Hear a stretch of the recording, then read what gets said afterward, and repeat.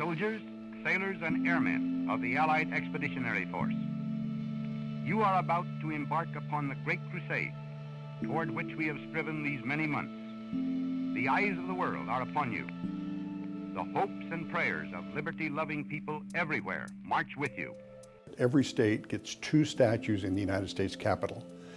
And prior to 2003, no statue had ever been replaced. Once they had been put in the Capitol, they were permanently there. And I was giving my dad a tour in about 1999, and he said, who are the 2 statues you have for Kansas? And I explained. One was Senator Ingalls, who wrote our state's constitution, and the other one was Governor Glick, who was our first Democrat governor for the state of Kansas. And he said, why don't you get somebody, that's more known or more popular? Why not Eisenhower?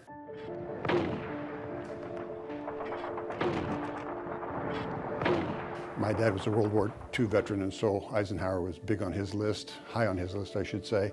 And so I started looking into what would it take to change the statues out. Nobody had ever done it before, so the procedures hadn't been written. Nobody really knew where to start. So I went to the architect of the Capitol, since they have jurisdiction of moving things around inside the Capitol, and I said, what would it take? And well, they'd had to draw up new procedures. And so I started setting up a committee. I invited the Eisenhower family. Dwight Eisenhower had 1 son, John. John had 4 children. All 4 of them got involved. Susan was the point person for him, Susan Eisenhower.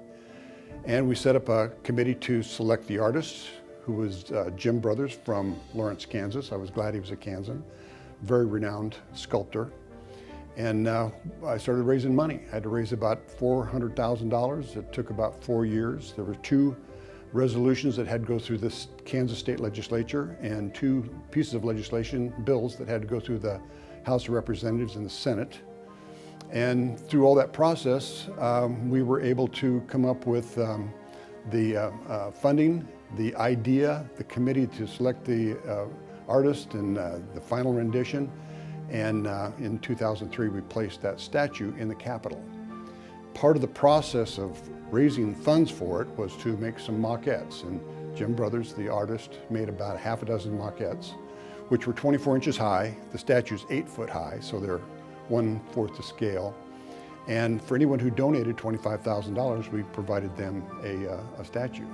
Well, there was 1 left, so I thought it would be appropriate if one of the statues or the maquettes was at Eisenhower National Airport.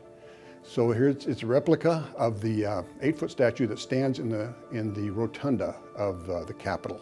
The maquette and the statue depict Eisenhower talking to the troops the day before D-Day. Eisenhower was speaking to the 82nd Airborne and trying to calm the troops. So he was telling them a fishing story, and he was holding an imaginary fishing pole in his hand, talking to the troops. And that's what Jim Brothers selected. That picture that was taken of him was what was used as his idea of making this sculpture. It was really a wonderful idea and very iconic. The picture had been circulated all over the United States. People recognized it immediately. And that was his starting point. And he made a wonderful replica of that picture, and a great honor for President Eisenhower. I think the important thing about the Eisenhower maquette statue is that Kansas claimed Eisenhower as their own. And he was born in Texas, raised in Kansas, always considered Kansas his home. So I think it's appropriate to name our airport after Eisenhower. I think it's appropriate to have his maquette, which resembles the statue of Eisenhower in our Capitol. And to note that he is depicted as General Eisenhower, because we think of him as President Eisenhower, but he was actually the Supreme Allied Commander. A Kansan led the forces to free Europe. What a tremendous success and a tremendous honor for Kansas and for Eisenhower. And so I think for us to have some symbol of him that is recognized in the United States Capitol here as well is also important. The tide has turned.